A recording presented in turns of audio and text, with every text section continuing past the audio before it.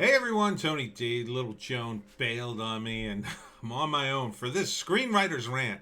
It's a movie called Bliss, starring Owen Wilson, and it's about what's real. So it's kind of a cool premise. Um, Basically, this guy is he has kind of a crappy life, and he imagines a better world, only to discover that um, there is a better world. Um, Instead of one with his daughter and I guess his ex, or maybe she died, um, there is another world. When he meets Selma Hayek at a bar, she eventually shows him that the world is just a simulation. You could do stuff. None of it's real. And which is always, it's like a 13th floor. Have you ever seen that old movie? Kind of concept. What's the simulation here? So she shows him, pulls him out of the simulation essentially. And once he comes out of the simulation, his life is great. He's got great clothes. He's on a college campus. I don't know if he has money. Plus, he's with Selma Hayek, not too shabby.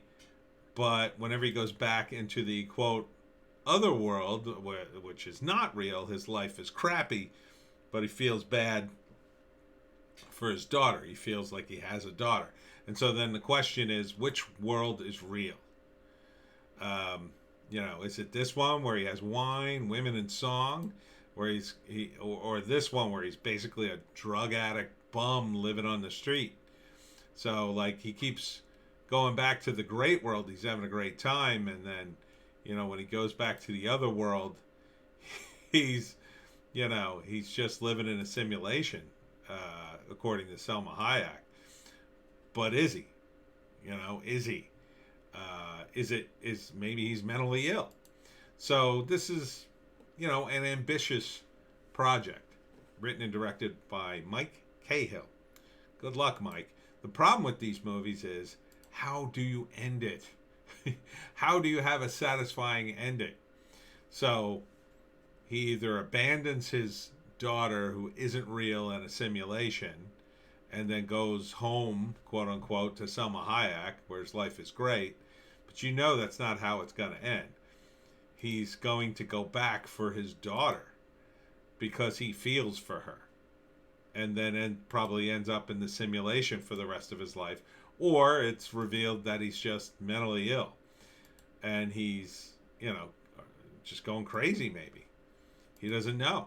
His mind's being torn apart. And then the simulation starts to fall apart. You see them running away here, but they're seeing stuff in both worlds. And Selma Hayek's trying to help him. You see here, they're making all the roller skaters fall over. Here he comes out of the simulation. It's nuts. What's real? So it's called Bliss, and it'll probably be. It's one of these movies that tends to be very interesting for the first act and part of the second act, but then it starts to paint itself into a corner that it can't get out. It can't deliver. That's the problem with these movies. It's very tough to deliver because you really got only two endings. Either he stays with Selma Hayek or he stays with his daughter. Either he's in a simulation or he's out of his mind.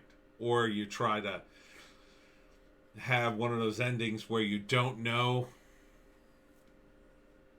and that's the end. And that, it can be an okay ending. I mean, they did a lot of endings like that in the 70s, back in the Renaissance of American movie cinema. But I don't know. For me, I like to know. I like to know things in a movie. I like to have a payoff. And I'm kind of leaning towards he stays in the simulation because of his faux daughter. So, tough movie. A tough movie to write. because you're dealing with layers and layers of reality and a real tough movie to pay off. I'm interested in seeing this simply to see, can he make this work? If he does, he's a genius. If he doesn't, I guess he's just another director that flew too close to the cinema sun.